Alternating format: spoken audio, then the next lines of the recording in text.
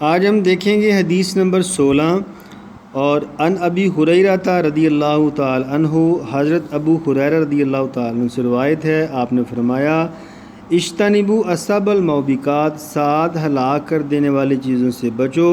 قالوا یا رسول اللہ، صحابہ نے پوچھا اللہ کے نبی، وما ہن، وہ کون سی ہیں؟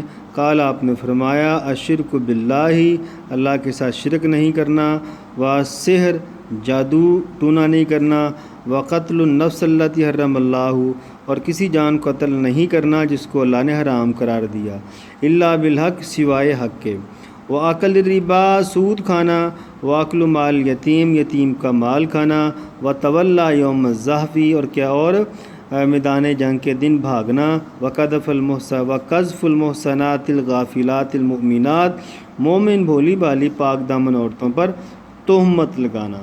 تو یہ 7 چیزیں ہیں، تو 7 کے اوپر آپ نے تھوڑی تھوڑی بحث کرنی ہے۔ مثال کے طور پر سب سے پہلے جو ہے بحث ہے شرک کے اوپر۔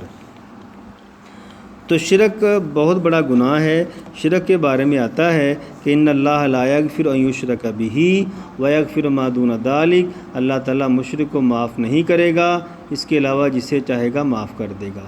وہ ایک سجدہ جسے تو گراں سمجھتا ہے، 1000 سجدوں سے دیتا ہے آدمی کو نجات۔ توحید تو یہ ہے کہ خدا حشر میں کہے یہ بندہ دو عالم سے خفا تھا میرے لیے۔ اس کے بعد جادو کی ممانعت ہے۔ جادو کے بارے میں آپ صلی اللہ علیہ وسلم، حضرت امام مالک کہتے ہیں کہ جادوگر کافر ہے۔